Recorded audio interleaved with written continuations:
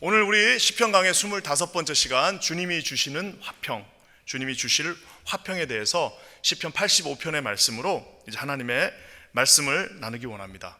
여러분, 제가 세 사람을 이제 지금 이름을 말할 텐데, 이 세 사람의 공통점을 여러분 한번 맞추시는 분에게 제가 오늘 상품을 드리겠습니다. 그 2차 대전을 일으킨 아돌프 히틀러, 독일의 히틀러, 그 다음에 소련의 아주 전무후무한 엄청난 사람들을 많이 죽인 숙청했던 요시프 스탈린, 그리고 이제 그때 함께 이 독일하고 손잡고 싸웠던 이 베니토 무솔리니, 이탈리아의 독재자입니다. 그래서 이 세 사람의 공통점이 뭘까요? 공통점, 우리 권사님 표정에 나쁜 사람 이렇게 하시는 것 같아요. 나쁜 사람 맞고요. 독재자, 나쁜 사람, 못된 사람, 사람을 많이 죽인 살인자, 아주 그냥 안 좋은 거 다 갖다 붙이면 될 것 같죠? 근데 한 가지 또 다른 우리가 예상하지 못한 공통점이 하나 있습니다. 우리 장로님, 코스, 와, 그렇네요. 와, 갑자기 저까지 한패가 되면서 맞네요. 그러고 보니까 진짜 다 코스튬들이 있네요. 이거 심각하게 한번 깎는 거를 한번 고민해 봐야 될 것 같습니다. 자, 이제 여기 계신 분들이 이제 다 얘기하셨는데요, 여기에 우리가 상상할 수 없는 한 가지 공통점이 있습니다. 스탈린은 자국민을 수천만 명을 죽인 사람이고, 히틀러는 600만 명의 유대인을 죽이고 자국의 그 독일의 젊은이들을 그 사지로 다 몰아넣고, 베니토 무솔리니는 결국 나중에 주유소에서 거꾸로 매달려서 죽었습니다. 그런 독재자들인데 이들의 공통점 하나가 있는데, 그것은 뭐냐? 노벨 평화상의 후보자들이었습니다. 이게 상상이 안 되시죠? 이제 스탈린 같은 경우는 1945년, 1946년 무려 두 번에 걸쳐서 노벨 평화상 후보에 올라갔습니다. 왜? 2차 대전을 끝냈다는 거예요. 우리가 생각할 때는 저 노르망디 상륙 작전을 하면서 미군이 2차 대전을 끝낸 것 같지만, 사실상 2차 대전을 끝낸 주체와 주역은 소련군들이었습니다. 수천만 명의 소련군이 죽으면서 결국에는 2차 대전을 끝내줬어요.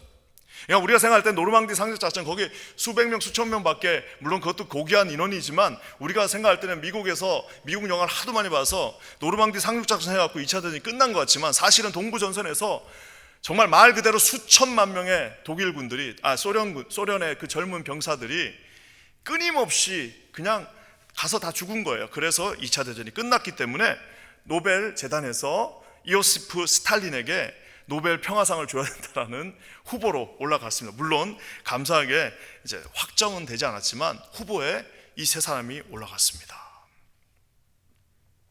노벨상 중에서도 가장 선정이 어렵다고, 또 가장 비난을 많이 받는 상이 뭐냐? 바로 노벨 평화상입니다. 왜냐? 한 나라에게, 방금 이 스탈린처럼요, 2차 대전을 끝냈다 해가지고 그가 노벨 평화상을 줘야 된다고 하지만, 스탈린 때문에 또 얼마나 많은 사람들이 고통을 당했습니까? 그러니까 이게 이제 관점을 어떻게 보느냐에 따라서, 키신저가 이제 미국의 이제 외무부 장관이기도 한 이 키신저가 노벨 평화상을 받았습니다. 그때 키신저가 비록 노벨 평화상은 받았지만 베트남에 있었던 사람들은 막 난리가 났습니다. 어떻게 저 사람한테 노벨 평화상을 줄 수 있냐 하면서, 한쪽에서의 평화는 다른 한쪽에서의 뭐라고 할까요? 저주와 정말 침탈과 파괴가 될 수도 있다라는 사실입니다. 우리가 생각할 때 한쪽은 막 대단한 것 같아도, 이쪽에 가서는 그 사람이 사실은 평화의 사도가 아니요 고통을 준 사람일 수도 있다라는 겁니다. 그것은 바로 인간을 평가할 때 오는 한계이기도 하면서도, 인간에게 주는 상이 아무런 의미가 없다는 것을 보여주는 반증이기도 합니다. 이것이 바로 세상에서 말하는 평화이기도 합니다. 세상에서 말하는 평화라는 것은 결국에는 어떻게 보면 예전에는 팍스 로마나, 이제 로마의 평화, 즉 힘으로 그냥 다 눌러가지고 팍스 로마나라고 했고, 지금은 이제 뭐예요? 이 팍스 아메리카나 해서 미국이 이 힘으로 다 눌러가지고 평화를 가져온 듯 했으나, 그것도 한계가 있고 그것도 어느 정도라는 겁니다. 그래서 결국에는 세상이 주는 평화에는 진정한 평화가 있을 수도 없고, 그것은 가능하지도 않으며, 그것을 추구해서도 결국에는 실망과 낙심만 우리에게 가져다 줍니다. 진정한 평화는 뭐냐? 바로 오늘 시편 85편에서 말하고 있는 주님이 주실 화평. 히브리어로는 화평이 뭘까요? 우리가 잘 아는 샬롬입니다. 안녕하세요. 우리 한국 사람들이 얼마나 이게 참 성경적인지 몰라요. 안녕하세요, 이 말은 뭐예요? 샬롬 하세요, 안녕하세요, 똑같습니다.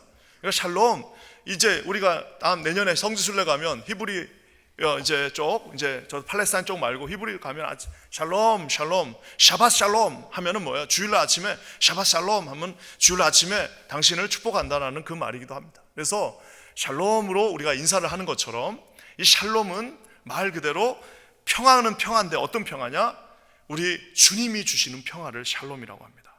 단순하게 전쟁이 없고 단순하게 우리에게 뭐 이렇게 먹고 마시는 문제가 해결되는 그 정도의 평화가 아니라 더 깊은 이 샬롬의 깊은 뜻이 하나님 앞에 있습니다. 저는 오늘 시편 85편의 말씀을 통해서 성경적인 화평 세 가지로 오늘 한번 나눴으면 좋겠는데요. 먼저는 이 화평을 우리가 어떻게 얻을 수 있는가, 이 샬롬을 어떻게 얻을 수 있는가에 대해서 살펴보고요. 두 번째는 그렇다면 이 샬롬을 얻는 자는 어떤 마음가짐을 가지고 있어야 되는가, 그리고 마지막으로는 이 샬롬을 가졌을 때 하나님이 주시는 무궁무진한 축복은 도대체 무엇인가.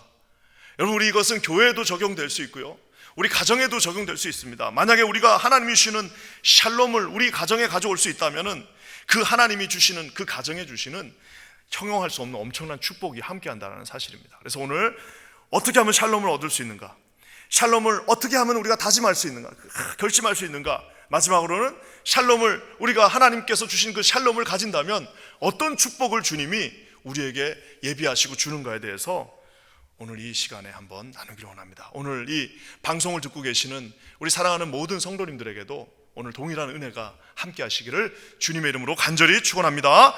자, 이제 주님이 주실 화평, 이 화평은 어떠한 방법으로 우리가 얻을 수 있는가 한번 살펴봤으면 좋겠는데요. 우리 1절과 2절 말씀입니다. 한번 우리 1절 1절 함께 읽도록 하겠습니다. 시작. 여호와여, 주께서 주의 땅에 은혜를 베푸사 야곱의 포로된 자들이 돌아오게 하셨으며 주의 백성의 죄악을 사하시고 그들의 모든 죄를 덮으셨나이다. 여러분, 아까 제가 얘기한 것처럼 세상은 평화를 힘으로 가져옵니다. 우리가 그냥 우리 한국 사람들은, 한국 남자들 불쌍합니다. 2년 반을, 저도 2년 반을, 정확하게 2년 4개월을 그 한창 때 20 몇 살이었습니까? 제가 20살, 만 20살 나이에 가서 군대 가서 철원 그 한복판 추운 데서 2년 반을 거기서 나라를 지켰습니다. 한창 공부할 때 미국 갔다 왔으면은, 그러니까 미국에는 20대 중반 박사들이 있습니다. 한국은 불가능합니다. 왜? 군대 갔다 오면 20대 중반 후반이에요. 그러니까 이제 공부하다가 뚝 끊기는 거예요. 한참 공부하고 한참 지적 호기심이 있어가지고 막 그럴 때 딱 끊기는 이유가 뭐예요? 가서 나라를 지켜야 되는 겁니다. 대한민국의 남자라면 다 가서 그 나라를, 뭐 대학을 나왔건 다 하여튼 무조건 다 가서 그 철책선에서 나라를 지켜야 되는 이유가 뭐예요? 이 평화를 얻기 위해서입니다. 그렇다고 그 평화가 오나요? 우리 대한민국 한 번도 평화가 정말 말 그대로 평화로운 적은 없었습니다. 말 그대로 휴전선이에요. 휴전선이 뭐예요? 전쟁을 잠깐 쉬는 거지 전쟁이 끝난 게 아닙니다. 쉴 휴자입니다. 휴게소 할 때 그 휴자예요. 휴전, 그 이제 전쟁이 잠깐 휴식하고 있는 거지 끝난 게 아닙니다. 자, 그 말은 뭐예요? 세상의 평화는 그렇게 힘으로, 총으로, 대포로 가져올 수 있다라고 그나마 믿고 있지만, 그건 역시도 조금만 허점을 갖다 두면은, 조금만 좀 빵꾸가 나면 그냥 여지없이 무너지는 게 세상의 화평이요 평화입니다. 오늘 근데 주님 뭐라고 말씀하십니까? 그 세상의 평화가 아닌 이 화평은 어떻게 오느냐? 주의 땅에 여호와께서 은혜를 주셔야만 이 화평이 온다라고 말하고 있습니다. 여러분, 은혜라는 게 뭘까요?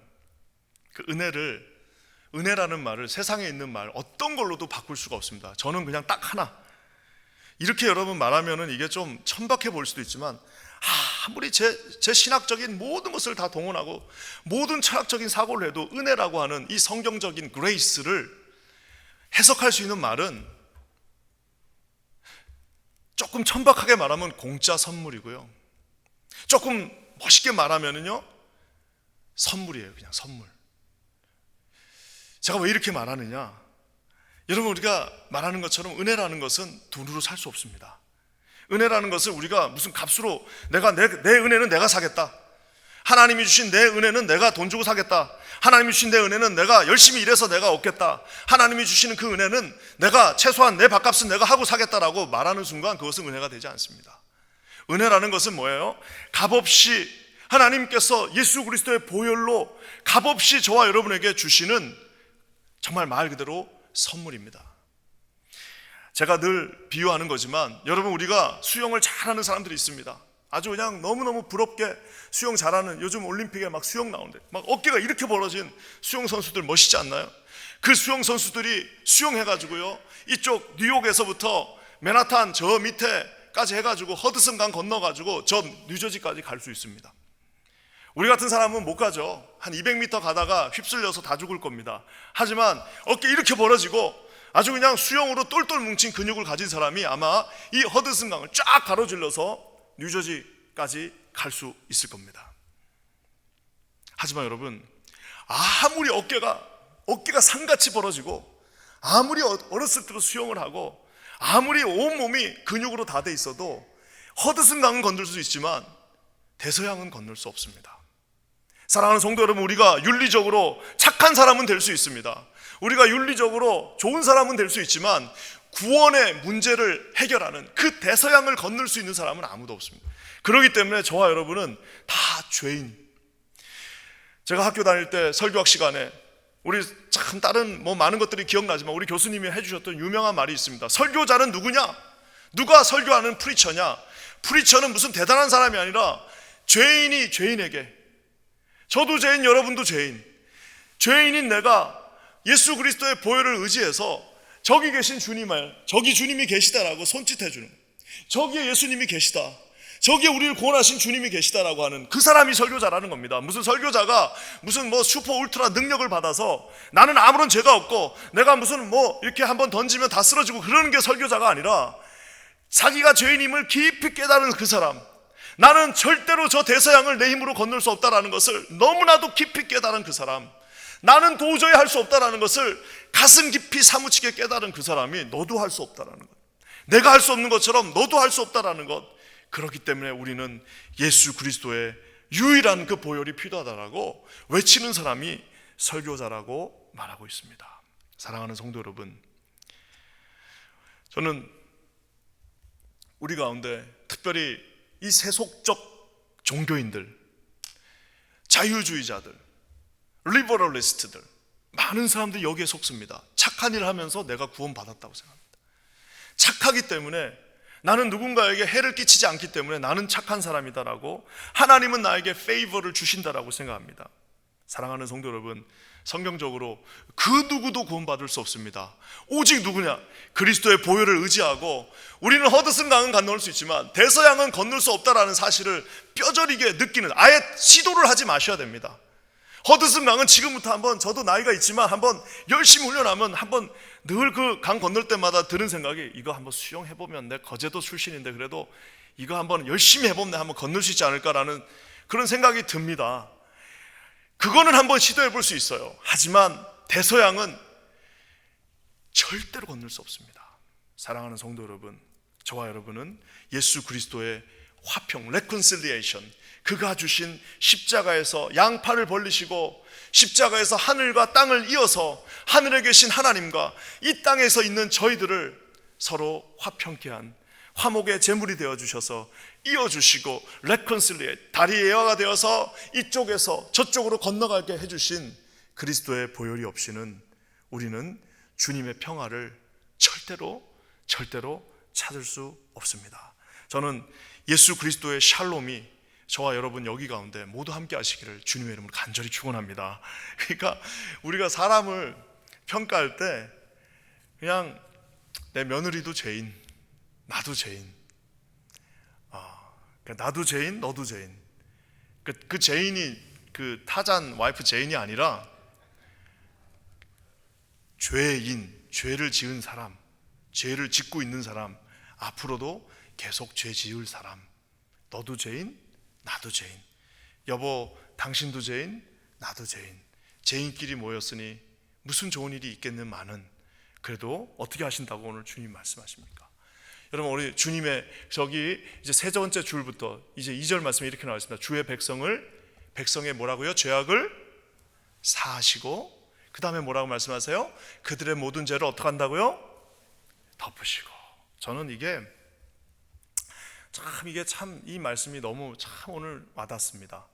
죄악을 사하신다는 말은 뭐예요? 네, 용서해 주신다는 말입니다. 그 죄악을 이제 제해 주신다는 겁니다. 도저히 탕감받을 수 없어요. 한 10만 불, 한 30만 불, 정말 많이 쳐. 나는 그것까지는 자신 없지만 100만 불이라고 칩시다. 어떻게 해서든지 어떻게 하다 보면 갚을 수도 있겠죠. 자, 근데 10억 불, 1000억 불을 갚을 수 있는 사람은 없지 않습니까? 여러분, 우리는 하나님 앞에 죄진 바 된, 하나님 앞에 본질상 진노의 자녀라고 우리 주님 말씀하고 계십니다. 그 죄를 탕감할 수가 없어요. 어떻게, 유일한 방법은 뭐예요? 나는 오늘부터 내가 돈 벌어서 내가 10억 불, 내가 1000억 불 내가 갚겠다라는 그 가장 어리석은 사람입니다. 우리는 하나님 앞에 그 죄를 주님이 사하여 주셨기 때문에 저와 여러분은 이 자리에 서 있다는 사실을 반드시 기억하시기를 주님의 이름으로 간절히 축원합니다. 그뿐만 아니라 주님이 덮으셨다라고 말하고 있습니다. 덮는다는 말은 뭐예요? 뻔히 그 모습이 있는, 뻔히 그 정말 지저분한 모습이 거기에 있고, 뻔히 아름답지 못한 죄의 모습이 거기에 있는데 주님이 어떻게 해요? 덮어주셨다라고 말하고 있습니다. 그래서 여러분, 제가 이것을 이제 지난주에 이 설교를 준비하면서 묵상하면서 내가 깨달은 게 하나 있습니다. 우리가 보혈이라고 그러죠. 예수 그리스도의 보혈은 빨갛잖아요. 그 빨간 피와 같은 그 보혈을 우리가 표현할 때 뭐라고 말합니까? 주님, 그 빨간 피로 나를 씻겨주세요라고 말합니다. 아니, 피가 빨간데 어떻게 씻어요? 빨간 피로 이렇게 닦으면 그게 더러워지고 거기에 피가 묻잖아요. 근데 우리가 주님의 보혈로, 주의 보혈로 나를 씻어달라고 말하는 이유가 저기에 있습니다. 왜냐? 주의 백성의 죄악을 그가 사하여 주시기 때문입니다. 또 우리가 보혈을 표현할 때 뭐라고 말합니까? 주의 보혈로 나를 덮어주세요 라고 말합니다. 주님의 보혈이 저와 여러분의 그 부족함을 덮는다라고 말하고 있습니다.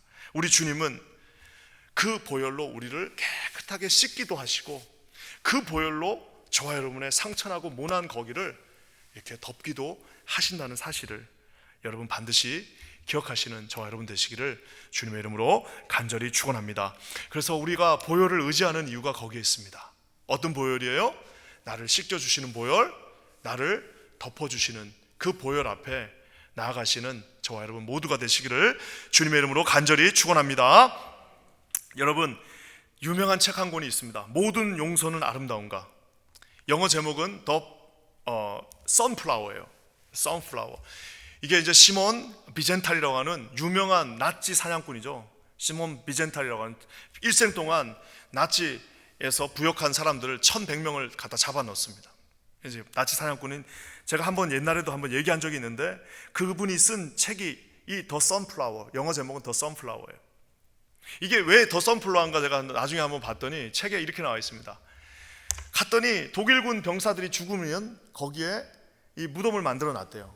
독일군 병사들이 죽으니까 무덤을 만들어 놓고 거기에 이 해바라기가 펴 있는데, 이 시몬 비젠탈, 이 유대인이었던 시몬 비젠탈이 그 해바라기를 보면서 나도 저렇게 나중에 죽으면 해바라기 하나 가질 수 있을까라고 하면서, 그때 그 제목이 그래서 선플라워인데요. 여기 유명한 이야기가 나옵니다. 이 시몬 비젠탈이 자기 가족, 친척 89명이 다 죽었습니다.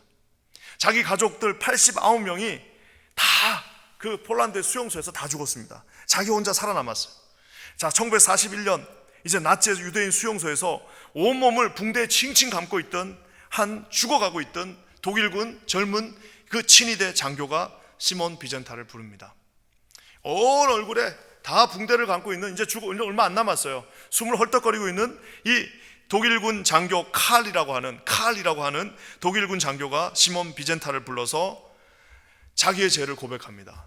내가 사실은 이렇게 유대인들을 죽였고, 분명히 그때 나오는 이제 독일 교회다가 다 집어넣고 다 불을 질렀는데, 그랬더니 어떤 아버지가 자기 애를 안고 그 창문을 옆에서 나오는데 자기가 정조준해서 그 아버지와 아들을 죽였다는. 그러니까 이 시몬 비젠탈이 막 들으면서 부글부글 끓는 거예요.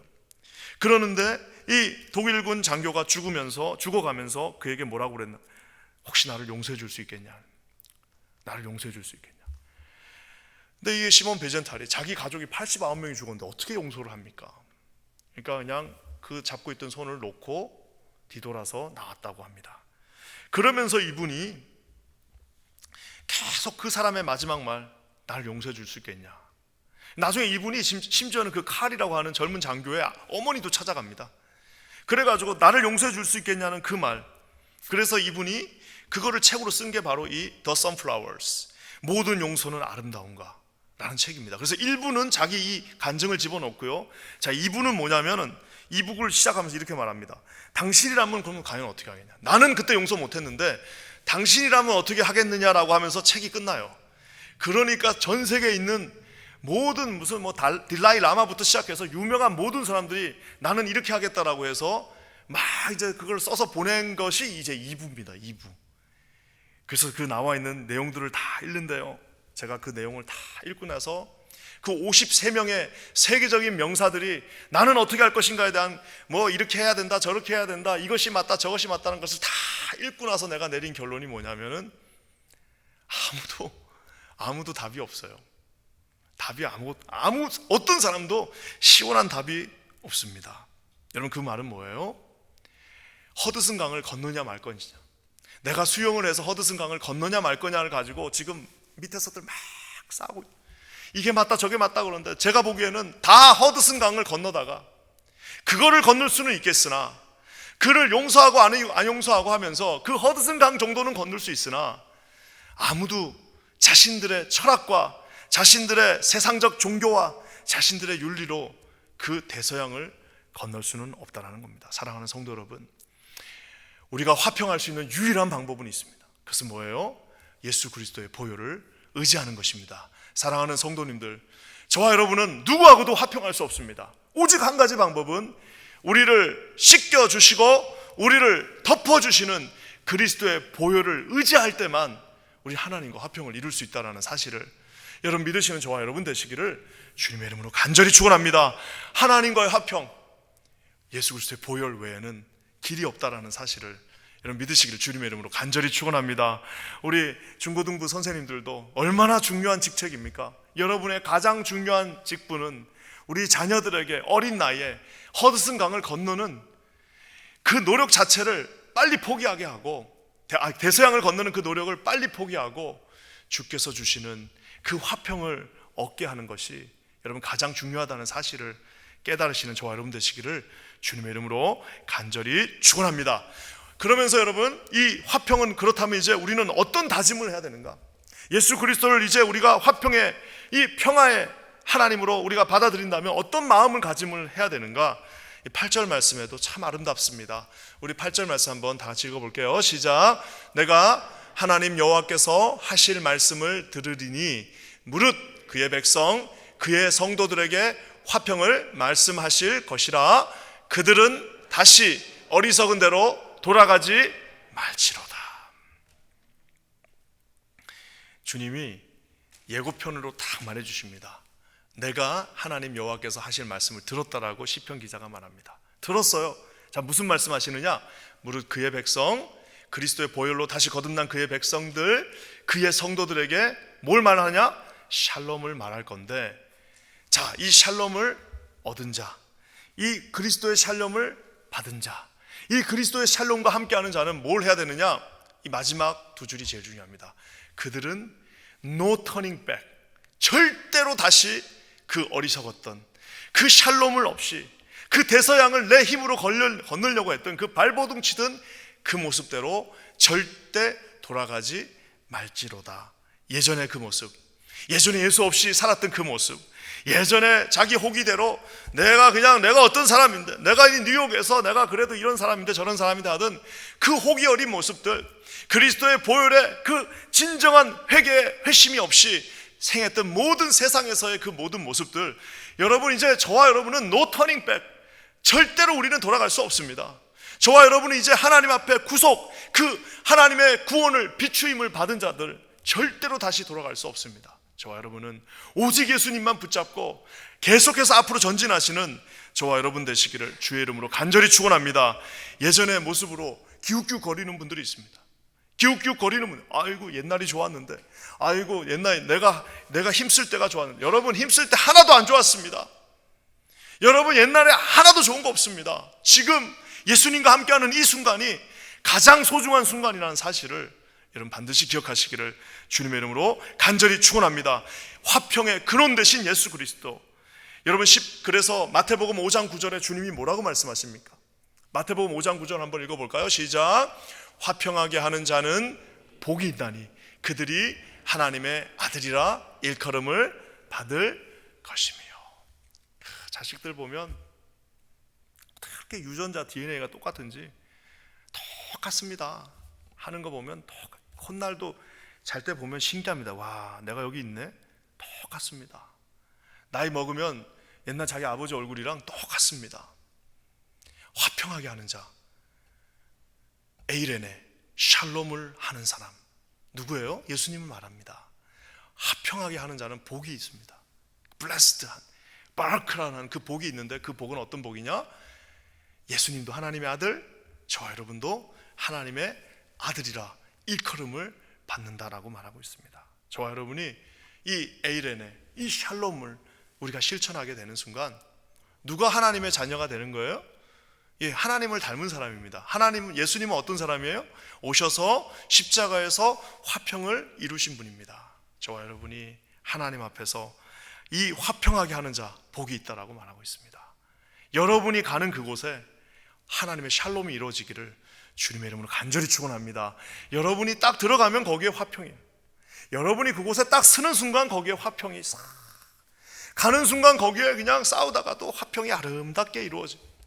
가는 순간 예수 그리스도의 그 보혈이 씻기고 덮이고 안치고 먹여서 그 샬롬이 어떻게 해요? 하나님의 아들이라 일컬음을 받게 되시는 저와 여러분 되시기를 주님의 이름으로 간절히 축원합니다. 사도 바울이 이것을 받아서 골로새서 1장 20절에 이렇게 말하고 있습니다. 그의 십자가의 피로 화평을 이루사. 예수님이 그냥 화평을 그냥 대충 이룬 게 아닙니다. 와서 야 내가 하나님하고 니네 둘이 좀 친해져라 이렇게 말한 거예요. 하나님과 너희들 샬롬을 만들라라고 말로 해서 그게 됐습니까? 말로 해가지고 아무도 안 됐습니다. 모든 선지자들이 말로 해갖고 다 실패했습니다. 모든 선지자들이 와가지고 다 화평하시오, 하나님께 돌아오시오, 다시 하나님과 함께 하나 되세요라고 말했을 때 절대 그 화평이 이루어지지 않았습니다. 화평은 유일하게 어떻게 해요? 그가 십자가의 피로, 십자가로 이룬 것이 아닙니다. 여러분, 저 십자가는 아무 의미가 없습니다. 저거는 나무예요, 나무. 저거는 나무 이상도 나무 이하도 아닙니다. 여러분, 저것이 우리에게 구원의 상징이 될 수 있는 이유는 뭐예요? 저기에 매달리신 분의 그 십자가의 피가 저와 여러분 가운데 있느냐 없느냐의 차이지. 여러분, 저 나무짝 갖고 뭘 하겠습니까? 우리가 무슨 드라큘라 영화 보고 십자가 앞에 갖다 대면 드라큘라 도망가, 그것이 아니라 그 십자가에서 흘리신 그리스도의 보혈이 저와 여러분 가운데 살아있느냐 생생하게 함께 있느냐가 우리의 모든 여기 나와 있는 것처럼 하늘에 있는 것들이 그로 말미암아 자기와 화목하게 되기를 어떻게 하신다고요? 기뻐하십니다. 주님이 말씀하고 계십니다. 우리 옛날에 아마 우리 퀸자님 교회에서 이 찬양 많이 불렀을 겁니다. 그 옛날 찬양, 찬송가, 제가 참 좋아하는 찬양입니다. 찬송가 327장. 야, 저는 이상하게 저 찬양만 부르면 마음이 차분해지는 것이, 주님 주실 화평 믿음 얻기 위해 너는 정성껏 기도했나. 주의 제단 앞에 모두 바치기 전 복을 받을 줄 생각 마라. 이제 후렴이 중요합니다. 주의 제단에 산제사 드린 후에 주 내 맘을 주장하니 주의 뜻을 따라 그와 동행하면 영생 복락을 누리겠네. 저 찬양을 이렇게 그냥 얼핏 들으면 주의 제단에 가서 무슨 제사를 하나 드려야 되나, 헌금 좀 내야 되나 보다, 주님의 제단 앞에 봉사 좀 해야 되나라고 이제 생각할 수 있는데요, 주님이 주신 그 화평은 어떻게 해야 되냐? 너는 정성껏 기도했나? 왜요? 그 화평이 쉽지 않습니다. 주의 제단 앞에 모두 바치기 전 주님이 주신 어떤 사람이 복이 있다고요? 아까 마태복음 5장에 뭐라고 말씀하셨습니까? 화평하게 하는 자는 뭐가 있어요? 복이 있나니. 그러니까 이게 이 찬송가를 지으신 분들은 다 성경을 꿰뚫고 계십니다.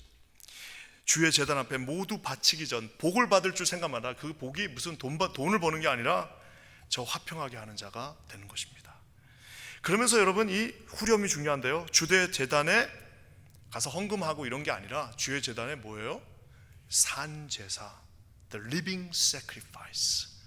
저와 여러분 살아있는 모습 그대로, 저와 여러분의 이 살아있는 이 뭐라고 할까요? 자아 그대로 요 앞에다가 하나님 저를 잡아주세요. 저를 좀 잡아주세요. 주의 제단에 산제사 드린 후에 그 다음에 이제 어떻게 하시는 거예요? 주님이 네 마음을 주장하니. 그때부터 내 산제사로 드린 다음부터 주님이 내 마음을 주장하신다. 즉 어떻게 해요?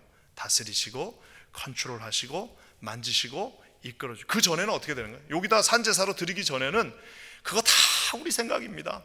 다 잘난 사람들이 얼마나 많습니까? 교회, 이 뉴욕에 잘난 사람들은 우리 교회에 다 있지 않습니까? 그러니 여러분, 그게 요 산 제단 앞에 자기 자신을 드리지 않은 사람들이 리더가 되거나 목사가 되면 그 교회는 이제 어떻게 되는 겁니까? 이제 완전히 살아서 움직이는 이 고등어들이 그냥 여기 있다 보면 여기에 화평이 있을 수 없는 겁니다. 주의 뜻을 따라 그와 동행하며 영생복락을 누리겠네. 사랑하는 성도 여러분, 저와 여러분 화평의 다짐을 주님 앞에 하시는 우리 모두가 되시기를 주님의 이름으로 간절히 축원합니다. 여러분, 이 화평이 왜 중요하냐? 화평의 축복이 있습니다. 주께서 주시는 화평의 축복들, 우리 12절 말씀 한번 볼까요? 12절입니다. 시작. 여호와께서, 이거를 이제 잘 읽으셔야 되는데 성경을 그냥 똑같은 구조로 읽지 마시고요, 이런 거 나올 때는 좀 이 액센트를 주셔야 됩니다. 다시 한번 읽게. 시작. 여호와께서 좋은 것을 주시나니 우리 땅이 그 뭐라고요? 산물로 내리로다. 우리 땅이 그 산물 열매를 내리로다. 오늘 화평의 축복이, 우리가 화평은 예수 그리스도로 오직, 화평은 다짐하셔야 됩니다. 어떻게? 산제사를 드릴 다짐을 하심. 자, 그러면 이제 하나님께서 어떻게 하시냐? 여호와께서 뭐라고요? 좋은 것을, 화평하는 그 모든 자들에게 좋은 것을 주신다라고 얘기하는데, 아니나 다를까 제가 이 샬롬이라는 단어, 히브리어로 샬롬이라는 단어는 우리가 생각할 때 평화, 피스만 있는 걸로 알거든요. 여러분, 샬롬에 나와 있는 그 단어적 뜻 한 3번째쯤 가면 무슨 뜻이 나오냐면은, 이 샬롬은 건강함, 충만함, 번영. 건강하고 충만하고 번영, 막 하나님이 주시는 막 번영하는 겁니다. 여러분, 이게 맞는 말이 맞아요. 왜?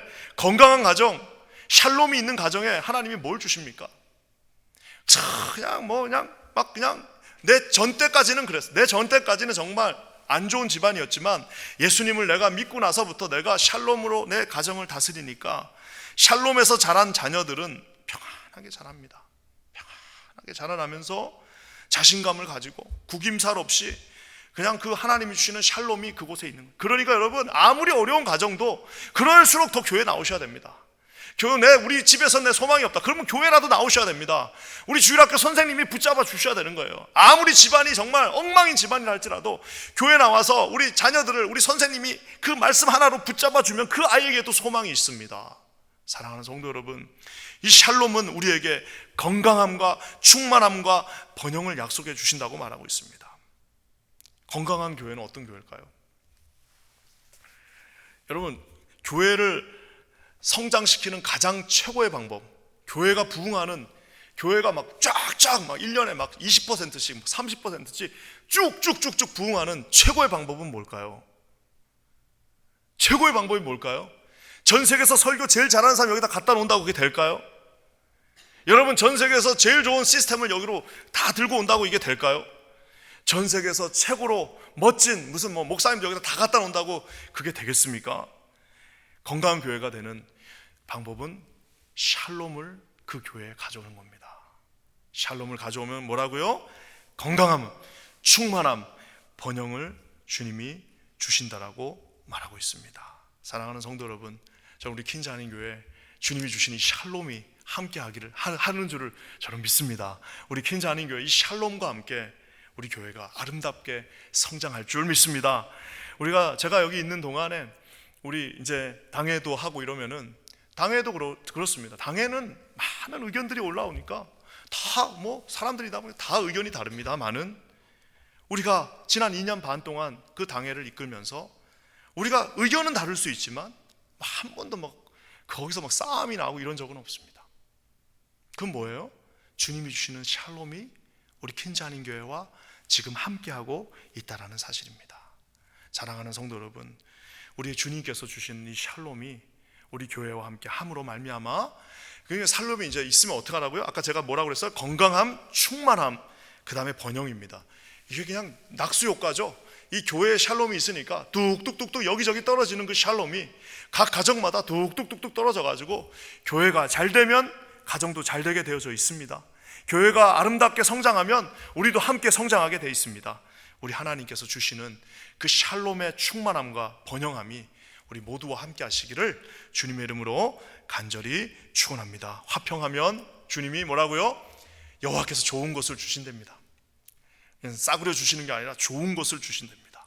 사랑하는 성도 여러분, 하나님의 샬롬을 믿는 자에게, 하나님의 자녀가 되는 자에게, 화평하게 하는 자는 하나님의 자녀가 되는 그 마음을 주시는 그들에게 하나님이 자식에게 싸구려 주시겠습니까?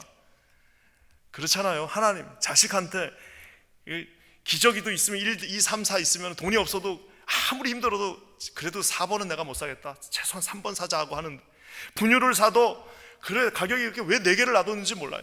4개 놓으면 그래도 아무리 힘들어도 그래도 4번째 말고 3번째 사자 라고 해서 1번은 못 사더라도 3번 사서 주는 게 아버지와 부모의 마음인데, 우리 하나님께서 여호와께서 약속을 하시며 좋은 것을 주신다라고 말씀하고 계십니다. 그러면서 뭐라고요?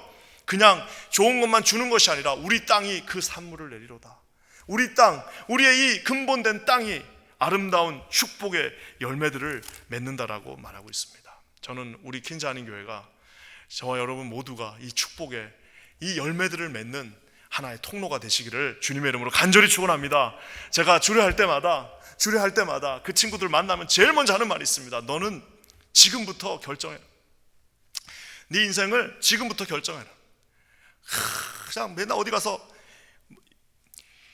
네 자신이 커다란 거목이 되어서 너희들 가정에 들어오는 모든 사람들이, 이 가정에 들어오는 모든 사람들은 다 열매 하나씩 따먹을 수 있는 그런 하나님 큰 나무가 되게 해주세요. 하나님 축복의 통로가 되게 해주세요. 커다란 파이프라인을 그냥 하늘에다 뚝 꼽아놓고 오는 모든 이들에게 하나님 다 뚝뚝 떼서 그냥 2개 달라면 20개 갖다 주고, 하나님 우리 너무나도 부족한 자들에게 이 사람 좀 살려주세요 하면은 가서 그곳에 오는 그 그늘 아래 거는 모든 자들이 쉼과 안식과 축복을 누릴 수 있는 커다란 통로가 되게 해주십시오. 하나님이 그 땅 가운데 아름다운 산물들을, 그 열매들을 주는 거룩한 인생 되게 해주십시오라고 여러분 함께 기도하시는 저와 여러분 되시기를 주님의 이름으로 간절히 축원합니다. 언제요? 이 샬롬을 우리 가운데 모실 때, 이 샬롬을 다짐할 때, 이 샬롬이 저와 여러분에게 좋은 것을 주시고 축복의 통로가 되게 해줄 것입니다. 하나님, 여러분 이런 귀한 은혜가 우리 킨자하는 교회 오늘 말씀을 들으시는 이 공동체 가운데 함께 하시기를 주님의 이름으로 간절히 축원합니다. 샬롬은 오직 예수 그리스도의 보혈로, 샬롬은 우리가 하나님 앞에 내 자신을 요 제단 앞에 산채로 벌떡벌떡거리는 내 자아를 요 제단 앞에 산채로 그대로 드릴 때 우리 하나님께서 약속하십니다. 좋은 것을 주리라, 그 산물을 내리로다. 이런 샬롬이 함께 하시는 여러분 모든 가정들 되시기를 주님의 이름으로 간절히 축원합니다. 이 샬롬이 함께 하시는 우리 킨자하는 교회가 될 것을 간절히 축원합니다. 함께 기도하겠습니다. 하나님, 감사합니다. 오늘 주님이 주시는 그 샬롬이 우리 공동체와 함께, 내 자신과 함께, 우리 가정과 함께, 우리 교회와 함께 있게 하여 주시옵소서. 우리 그 주님을 찬양합니다. 주님을 바라봅니다. 예수님의 이름으로 간절히 기도합니다. 아멘.